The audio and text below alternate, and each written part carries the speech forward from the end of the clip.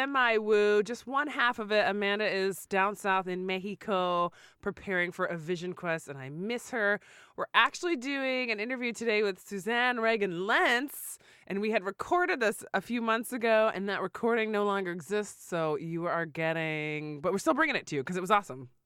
And you're one of my favorite people in Seattle. Thanks. Yeah. Welcome back to Cloud Studios. Thank you. I'm so happy to be here today. Awesome. Suzanne is an energy healer, an intuitive, and has a really amazing line.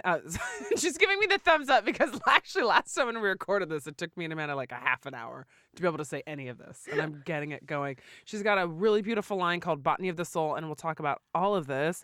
Welcome. Thank you. And you came back from the desert, yeah? Maybe not just. Yeah. Like a couple weeks ago, like 3 weeks ago in the Black Rock Desert. Doing that Burning Man thing. Yeah, working for Burning Man. And you run it. So you're not running around in capes. You're running around with a clipboard. Yeah. It's like spreadsheet laptop man. Yeah. Yeah. It's real.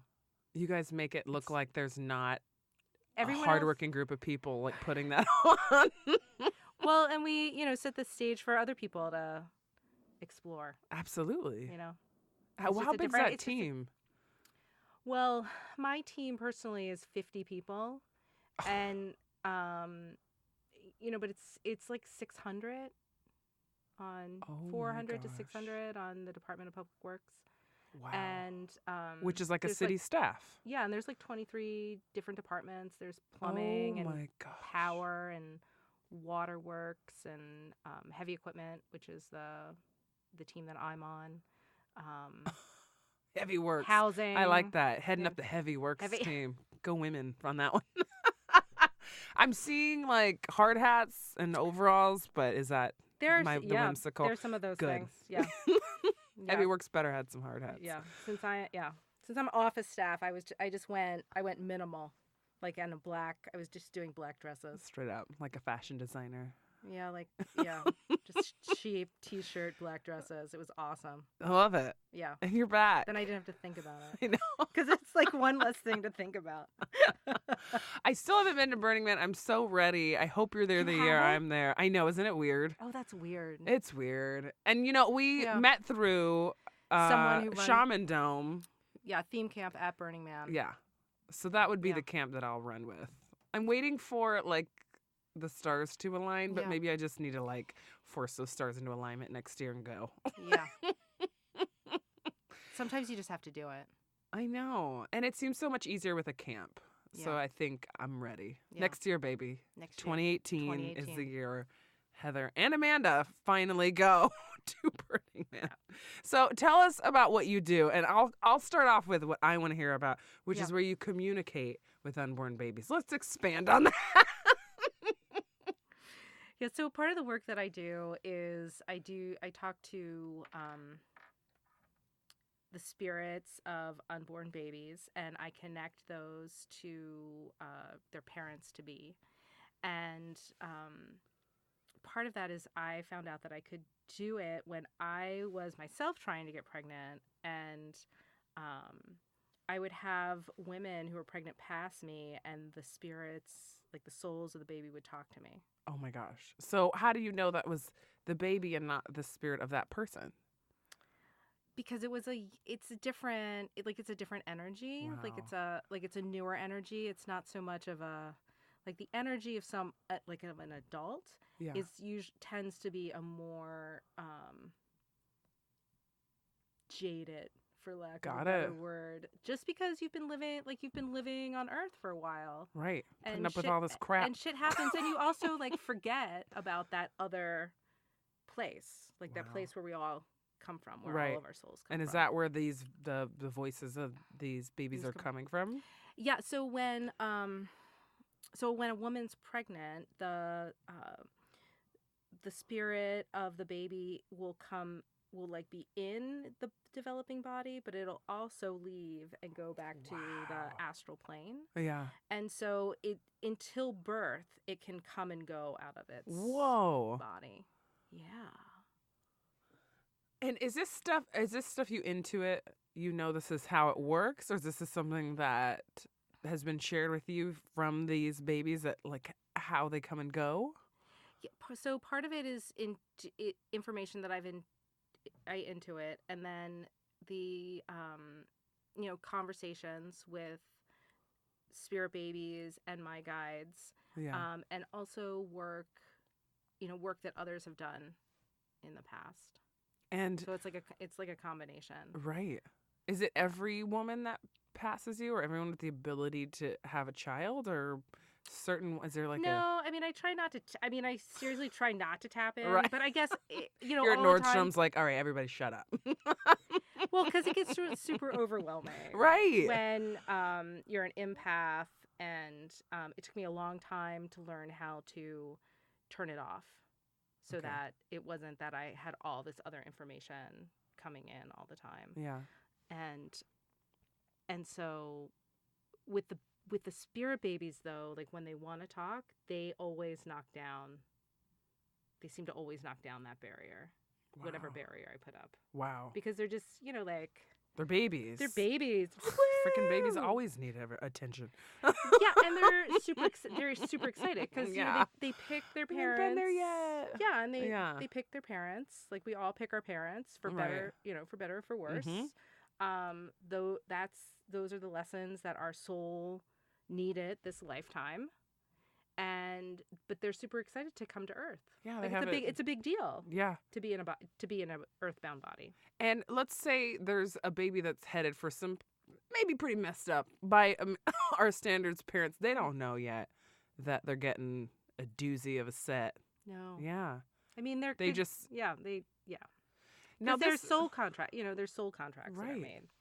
This is actually working in Ecuador. This thought. And this belief that you choose your parents and you choose your life and your path and the things that happen to you really affected a lot of people, obviously, especially people with really tough childhoods. Yeah. Is there a cushion?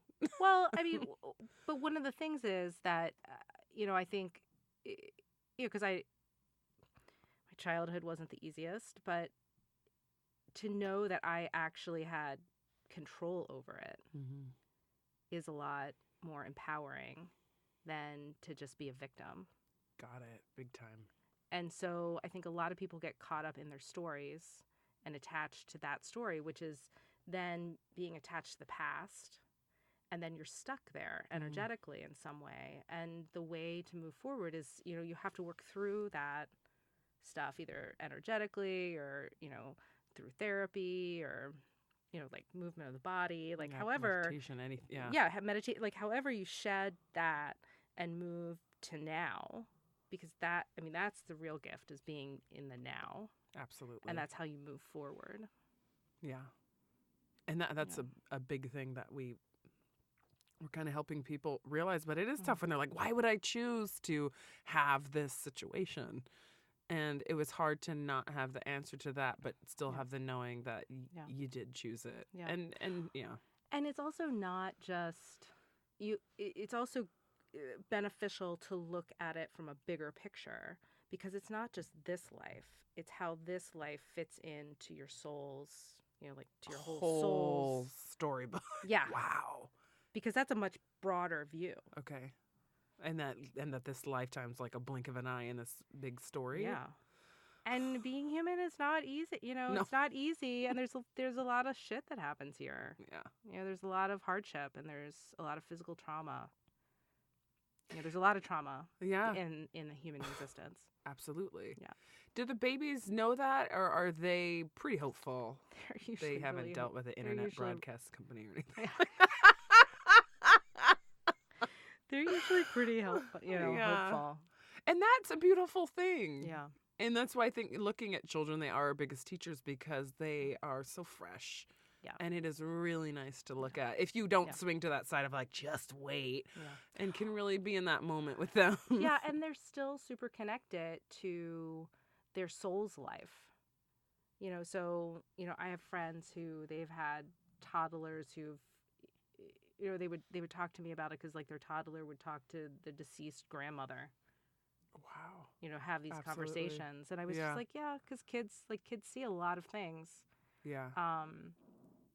that adults have, we've taught ourselves, a lot of adults have taught ourselves to not see those things anymore. And that's part of your or to story, ignore right? Is being a young kid and having this, Yeah. you said you're clairaudient. Yeah. And so you were tapped in at a pretty young age. Yeah, at a super young age. Did you know what it was then? Or were you like, what?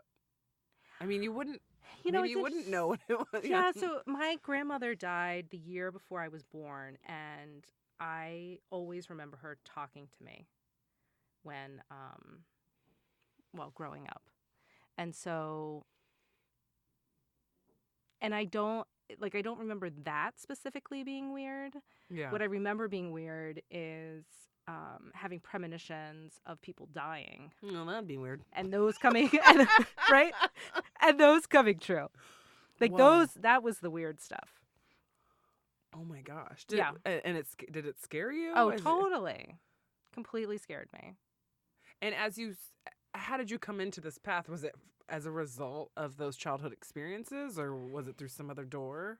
At that point, it was my godmother who ended up dying, and at that point I was like, I'm over this. And it's funny because I remember saying that, and then I keep looking back, I look forward and I'm like, oh yeah, but I was still like totally intuitive and getting all this information. I was just like, my mind was like, oh yeah, I'm not getting that. Yeah, like, I'm not. That's just, I don't know. I don't know what that is. But I ended up going to art school. Like I channeled my intuitive into art school. Got it. And I have an undergrad and graduate degree in fine arts, and it was fascinating because I could just be like, I could be the weirdo that I was. That's art school. In art school. Like no one cared. Yep. No one cared. Because I was just one weirdo among many. Yes. In art school. In a family of weirdos. Art school has been the refuge for a long time. For a long time. For many people, and especially, I think, back then, because I went to arts in the late 80s, and, that, like, can you imagine, like, being intuitive in the 80s? Freaking hilarious. How did that go? I mean, fluorescent, I know. day glow. I love it. I know. I mean, that was the only place. That was really the only place for you. And I've had these conversations with other friends of mine who also went to art school, and we've all. No one's doing art. Everyone's just talking about who they can hear and see. And no, but we were all doing art, right? but like arting from making art from like this collective consciousness and channeling things. Like that was the conversation. Yeah. Was that there was this collective consciousness that we were all hooked into. All humans were hooked into, and so, and then making art from that place. Channeling. Beautiful. And I would say, I'd say things like, I was working with rocks a lot, and I would like sewing rocks in fabric and like printing rocks. And I was in the middle of a critique, and I was sitting there, and I was like, yeah, well, rocks are alive. They talk to me. Yeah. No one's batting an eye. Well, they Everyone's sort of, I realize, like, nodding, like they're sort of, and they're also sort of looking at me like I'm crazy, like I'm crazy. But that's fine. It's art school. Like I know, but but that's what I'm saying. Like I was still doing, like what I'm doing now is what I was doing then. It's not any different. It's just art looks different. Yeah. Now. Yeah. Than it did then. So if somebody is amen, and thank God on a lot of points there. Yeah. So if somebody comes to you, I mean, who's coming to you to connect with an unborn child? Who does that group look like? So a lot of times that group looks like women who have had fertility issues. Mm-hmm. So they've had issues getting pregnant. Either they've been trying for a while, or they've had a series of miscarriages, or they're older, they're outside. Because really it's like over 35, you're considered old to be having kids, getting pregnant. And they put you in a whole different, I know, right? It's really. It's creeping up. Yeah. I mean, I was almost 40. I guess it was 39. It was 39 when I started trying. And it's a whole different, like, you don't think that. And there's this whole, and how I'll talk about it is there's all this information that I remember growing up, like, oh, well, you have all the time in the world. Yeah. It Well, you seems don't. that way. Actually, but you don't. No. Not everyone does. Yeah. Some people have more longer than others, but But not I think even on everyone. them, it springs up on them. Like maybe they didn't know. Yeah. It just happened. Yeah. And so you had this journey. Yeah. Trying to conceive. Mm-hmm. And you spoke with your unborn child? No, that was the fascinating part. I don't know if there ever was one. Wow. But I did realize that if I did have a kid, I mean, it was for many reasons. Looking back, there are many reasons why it didn't work out. So you for don't both have of children? Us. We don't know. Yeah. My husband, we don't have children. Yeah. And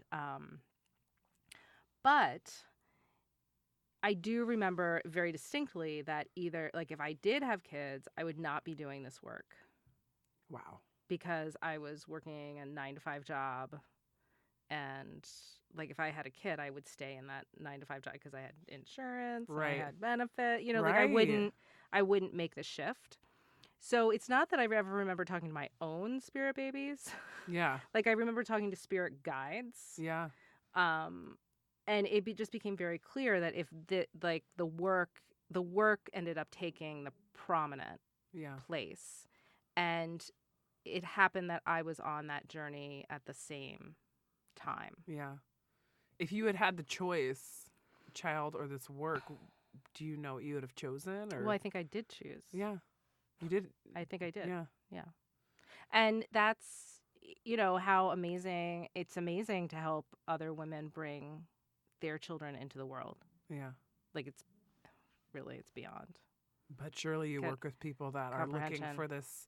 But it's also hard because it doesn't always not work. Everyone because it doesn't always work out. And there's a lot of, sometimes they call for a lot of shifts to happen.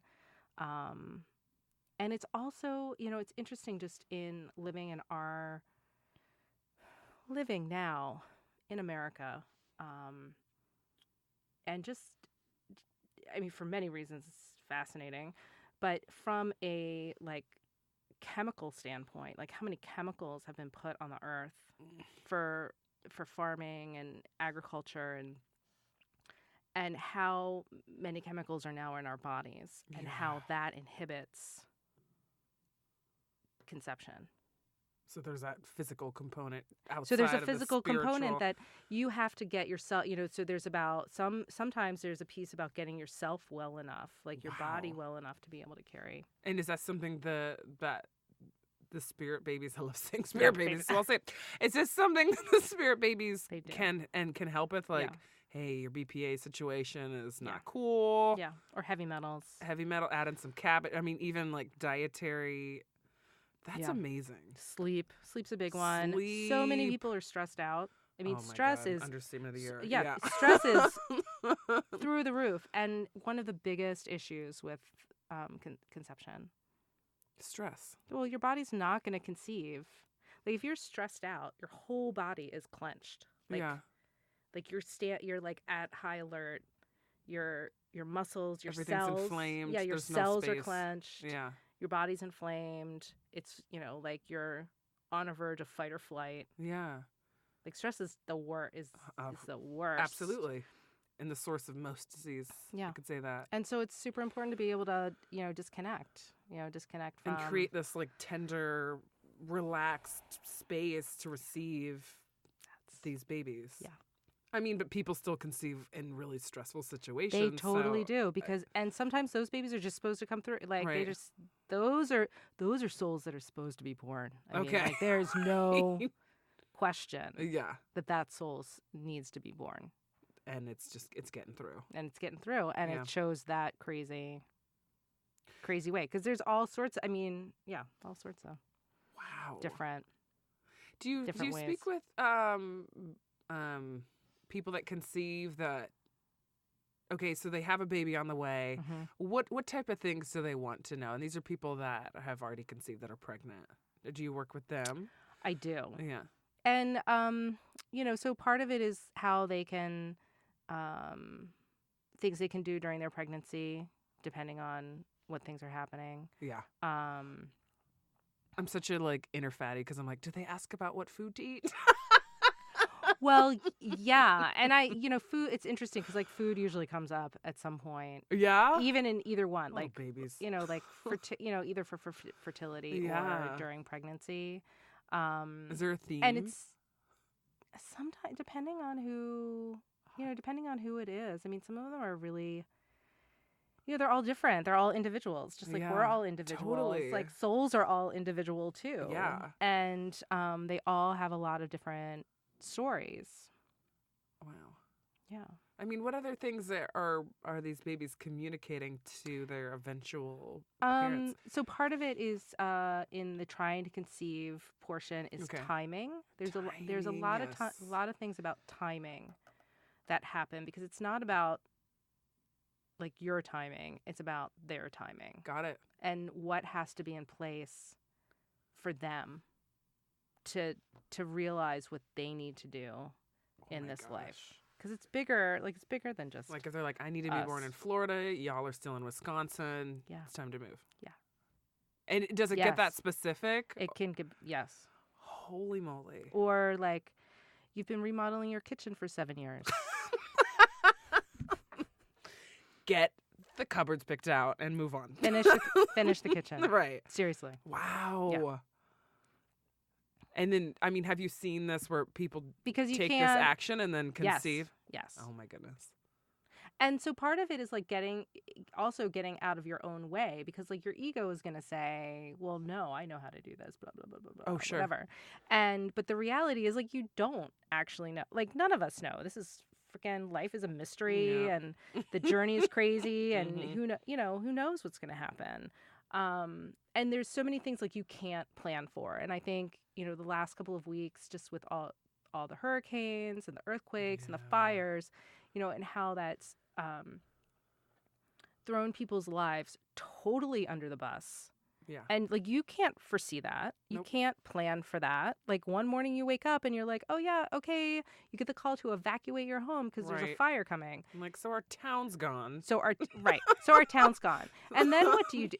And then what do you do? You're so right. like you don't know. You're just in it. Like that's really, being in the present moment and moving forward. So it's you can't plan for everything because stuff just happens. Yeah. And then you need to figure out how to keep on moving on. And maybe if what you've been doing hasn't worked, it's time to let go and surrender to the other information that's coming through. Absolutely. And because I also believe that everyone is intuitive to some level. We can all learn how to be more intuitive. Mm-hmm. And then we're getting information, we can get information from our guides or our ancestors or our spirit babies or, our pet, our dog that passed, I would listen to my dog. Right? I mean, I do listen to my dog. Yeah. But then you get this other information and it can show you ways of living or being in a different way than what your brain is telling you. And this is because I've been living with this, we call them downloads, insights, another word, but they're these things when you feel them because they're a feeling. Maybe sometimes it's a voice and some people it comes in different ways. Like you just know that information is for you. It's something you need to do. It does not guarantee the action. It does not guarantee it's going to happen. There usually is a little bit of getting outside. It usually is followed by having to get out of your comfort zone and make a move and make a change and maybe redirect a course that felt right maybe weeks or years ago. Yeah. But that now it's time to shift. And I have found that following those and getting outside of the comfort zone has like really upped the momentum towards all these beautiful things I've ever wanted and really cracking open some unlocking some like life mysteries I've been grappling with or letting go of some really old junk stuff I've had on my plate, like ready to let go, but haven't quite been able to. Right. And moving into these new spaces, it's just happened naturally. Yeah. I haven't had to like really burn through anything or, muscle any like of these things away. They're just kind of fallen away as I move into all these great new atmospheres and spaces in my life. Yeah. It's been exciting. But I think what do you do to cultivate that intuitive side? And meditation's one of my favorite. Meditation. I love nature. Oh yeah. So, taking a walk in the woods. In Seattle, we're super lucky to have lots of just parks in the city that feel like you're not in the city anymore. Right. And hugging a tree, thinking about my connection, like the energetic connection of my body to the earth. Yeah. Energy, and really feeling that. Yeah. So I'm going to tie in Botany of the Soul. Yeah. Is this because I think it ties in? Yeah. Tell us about this. And if you guys can't see, but right in front of you, Suzanne's brought in some really beautiful salves and sprays. And tell us about this, because I'm seeing the colors of the chakra. Yeah. Yep. Yeah. So Botany of the Soul, I love plants. I've actually always talked to plants. That's the other. Not only do I think that the woo has no bounds today. That rocks talk to you. Yeah. And I'm not talking crystals. I'm just talking regular rocks. All right. Yeah, let's just get that straight. Some pond stones. You get like Washington. They do. But they do. You're talking to the right girl. So, I grew up in rural Maryland, and I walked in the woods all the time. We had woods right by our house, and the trees, and like I remember having these conversations with plants, and at some point it got disconnected. But when I was like 40, maybe like 10 years ago, I started, and I was trying to get pregnant, and there was a woman who was doing this wise woman monthly circle around plant medicine. Okay. And I emailed her, and I was like, do you think this would be, this is what I'm trying to do. Do you think this would fit in? Yeah. And she said yes. And I would go to Whidbey Island once a month, and every time I was just reminded of my childhood. And so there would be where the deer, you could see the imprint in the grass where the deer had slept overnight. Wow. And it was just a calming, a slowing down to the pace of nature, which is a much slower pace than what we run at as human beings in a modern world. Especially living in a big city like this. Yeah. I taught a class in discovery, and we did the loop just to do plant identification, and we did that discovery loop. And what usually takes an hour took 3 hours. Wow. That's really really Nature's slowing down. My watch, it's a little different. Yeah. And so all of these salves are made from either gathering the plants themselves in the wild, or using organic plant matter and infusing organic olive oil for a minimum of 6 weeks. So it's pulling the energetic essence and the medicinal properties and the scent of the plants into that oil, and then straining the oil and heating it with beeswax. So it's a very minimal. What's in there is minimal. Yeah. And so they're salves for the major chakra system that tell us about heart, for people that don't know chakras. Let's get it. So the heart chakra is in the center, is at the heart, center of the chest, and the salve that I make is called Mend a Broken Heart. And is that one? This one, yeah. Okay. And the plants in it are wild rose and hawthorn blossoms. I thought this is the green one. That's a Okay. It's like the turquoise Got one. it. It's I think it's the lighting. Heart chakra. Oh yeah, which is minimal in the studio, I guess. And a little yellow. Wow. And so wild rose and hawthorn are both heart openers on different levels. Like referring to the wild rose as like a bigger heart opener, and the hawthorn is just like this subtle it's just it's a little, it's a more subtle, it's a more equalizing. And so, for whatever reasons, our bodies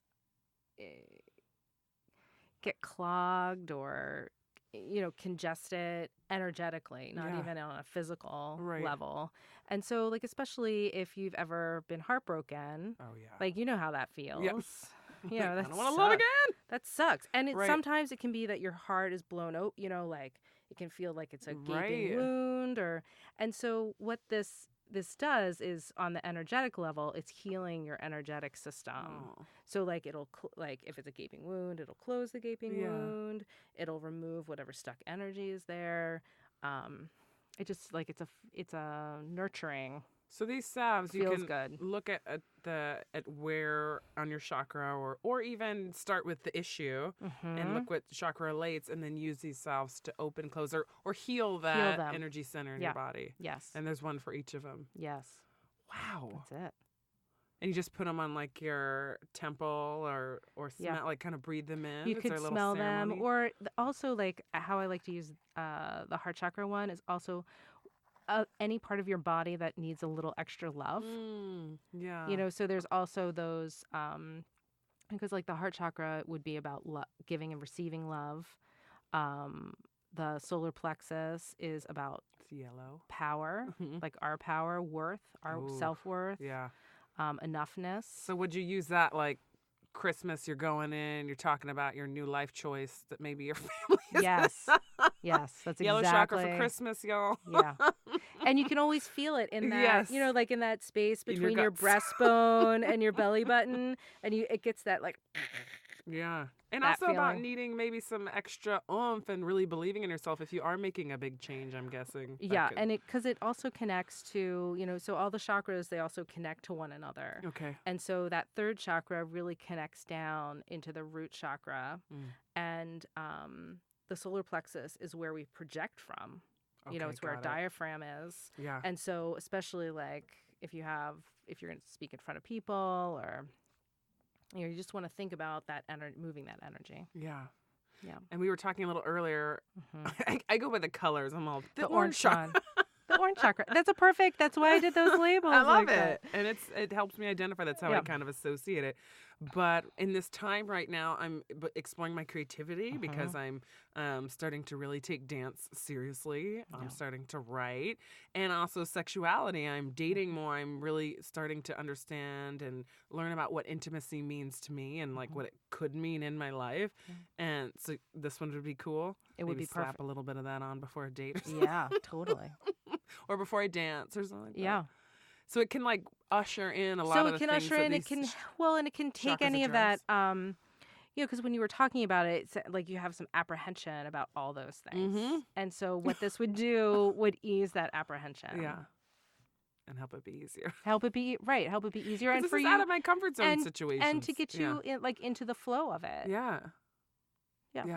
I've been really dragging my feet on a lot of this. It's just to force yourself, buy the ticket, join the class, do the thing. Yeah. It's important. These are especially amazing. when our intuition is telling us to do those things. I know, and it's annoying. It just keeps telling me. I know, but your brain is no. Shut up! I get it. I'm supposed to do. And you know what's so funny? It's the things that I love. I mean, it shouldn't be. I shouldn't be dragging myself there. But it's new, and there's this potential to fail that I guess is always waiting around the corner. We feel that way. We always feel that way. It's so funny. Yeah. It's our brains. It's what our brains, it's what the brains do. It's trying to protect me. I get it. But it's not always, our brains haven't, they haven't evolved as fast as everything else. And so they still, they still don't have enough to do. I get so bored. They just want input in any way. And sometimes I'm like, brain, you don't know what you're talking about. Sometimes you just need to give them things to do. I just started doing language lessons on Duolingo. Ooh. And so what are you learning? I decided to do everything one time. All the languages. You got a lot of work for your brain. No. Well, but the brain needs other stuff to do. So if we're not giving the brain other stuff to do and it gets bored, then it's going to think of all types of things for us to do, which are not in our best interest. No. because I think it starts with risk. I feel like. Yeah. Or look where my brain goes. Yeah. And it likes to assess risk. It likes drama. It's like, what can we freak out about? Oh, yeah. Yeah, a couple years ago, I was just like, I'm done with drama. Yeah, no And gracias. even, in my partner, I was finally like, I'm done. Like, literally, I'm done. Like, we have too much to do to, like, deal with this drama. Like, Right. to have this drama anymore. Because there's stuff to do. Like, there's other, like, bigger goals. Yeah. And I even find a sneaky back door my brain has loved to take now where I said that I'm done with drama. I have so many beautiful things on my plate I want to go towards. Yeah. And now it's using the amount of beautiful things I have on my plate to create overwhelm. So that's what we're dealing with now. One piece at a time. One piece at a time. I like to look at it as a puzzle. And you just focus on the one piece. On the one piece. Yeah. So many times we want to jump to that big picture and live in that world where like, there's no way I can get from here to there. And I'm living in the there. I'm like running this corporation or I'm here on this mountaintop when really it's these really easy, simple things. Like just take a damn dance class. You don't have to be in the New York City Ballet next week. Like just go to one freaking class either. Yeah. So good. Yeah. Which class are you going to go to? Ballet. Yes. Always wanted to be a ballerina, damn it, and I'm starting. It's so good. Yeah, it's so funny because I look at, in meditation, I'm viewing my thoughts more and so much centered around dance. And I think for a long time, I didn't do a lot of things because if it didn't make money, if someone wasn't going to view it, if it wasn't due, if it wasn't going to make anyone proud, if there wasn't a reason, I wasn't going to do it. Even if that reason's like, it just makes me happy. That doesn't seem like reason enough sometimes. That's but all I'm the gonna reason. Do all those that's things. Actually all the reason you need. That's it. It makes me happy. Like, what else? Yeah, that's it. So if more of us did more things I know. that just made us happy. How ease and flow would this world be? It would be so much easier and flowier. Why are people so afraid to do the things that make them happy? So fearful. Is it like failure, that parent voice, or failure or responsibility or undeservedness? I've been hearing that one a lot. Worthy, right? And am I worthy enough to do that? Well, no, I'm not. Yeah, right.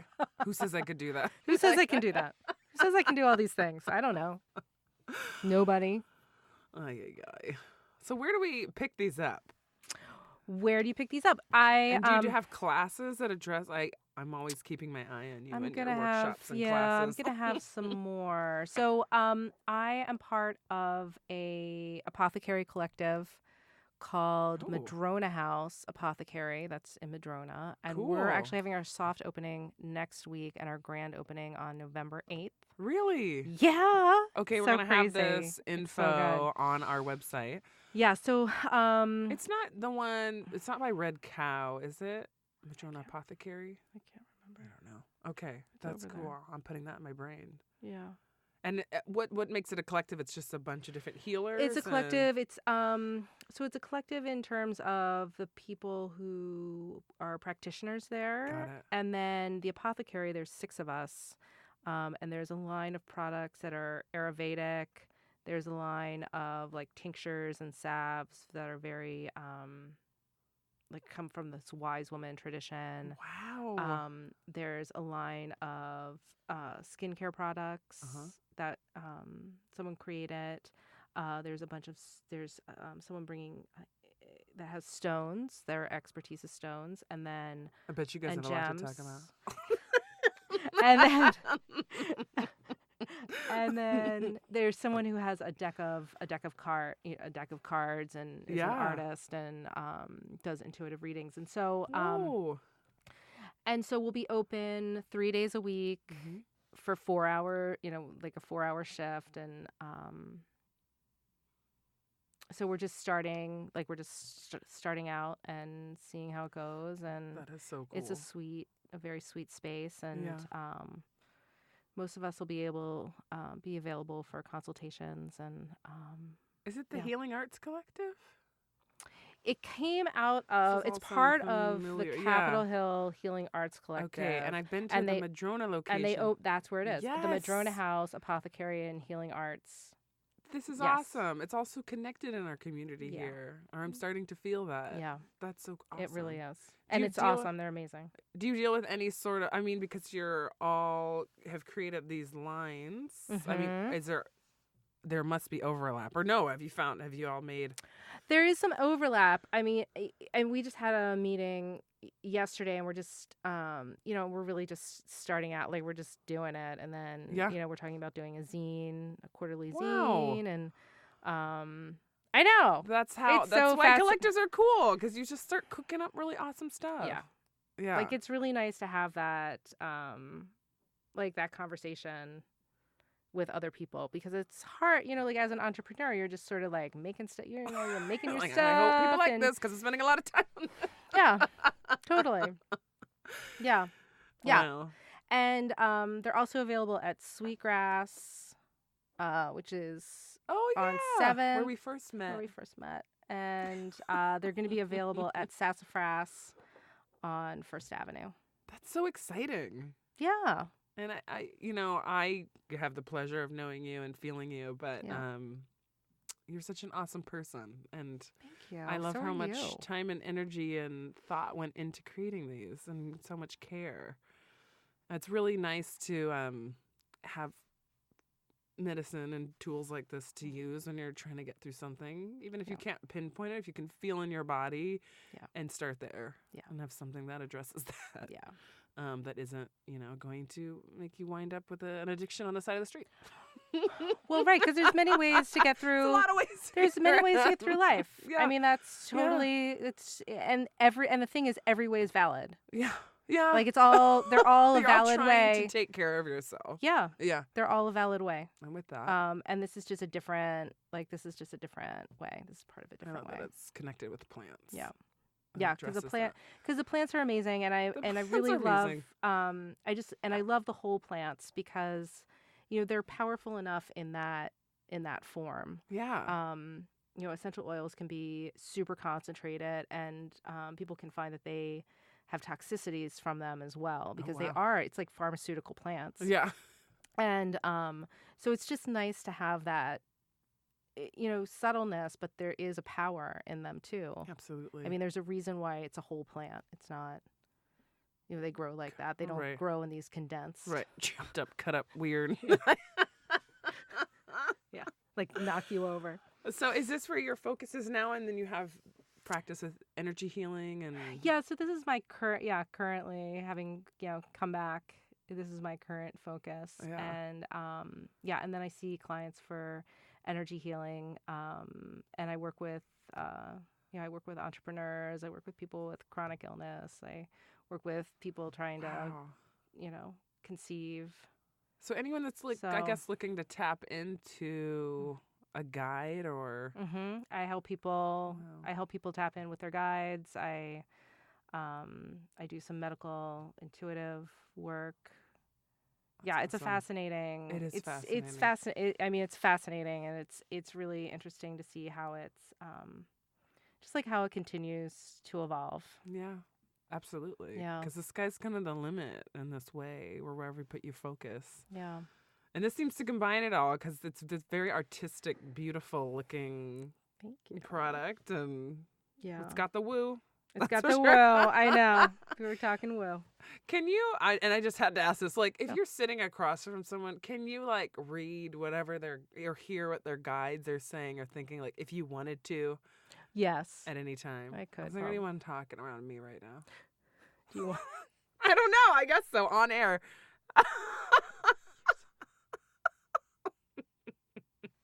Suzanne shaking her head at me. You're so funny. So, so really, they want you to know. They want you to stop stopping yourself. Oh, well, I get it. Okay, what is that? My grandma? Let's get it. Oh, it could be. Someone said my dad's mother, who I never met, but who's quite the pistolani like myself. See, and I think grandmothers. I don't know. I've had a really interesting relationship with my grandmother who died before I was born. I actually think grandmothers watch over us a lot. I get the feeling or this woman, someone. I mean, my my ancestral line is they're all up in my business, which I love. Thank you. That's awesome.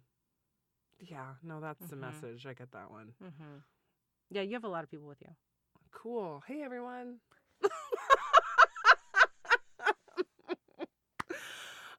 This has been so awesome, and I'm so glad we got to get you back in here. Yeah, me too. It's great. Spend time with you. We met in the cool, like a woo-woo way, and it continues to be woo. And now connected to this, is Vanessa Ainsley and part of the collective? Yeah, she'll be on here next week, actually. Oh my God, that's so good. Isn't that funny? No, it's her. Yeah, that's her. Yeah. Awesome. Cool. Yeah, Madrona House is her baby. Family. It's her baby. Growing out. I know. Cool. She's rad. Awesome. I know. Thank so you, lucky. Suzanne. All this information, we're going to share it on our website and our outlets and everything, so you guys can check it out and get some healing going in all these beautiful ways that you provide. Thank you. Oh, thank you. Woo. Thanks, everyone. See you next week.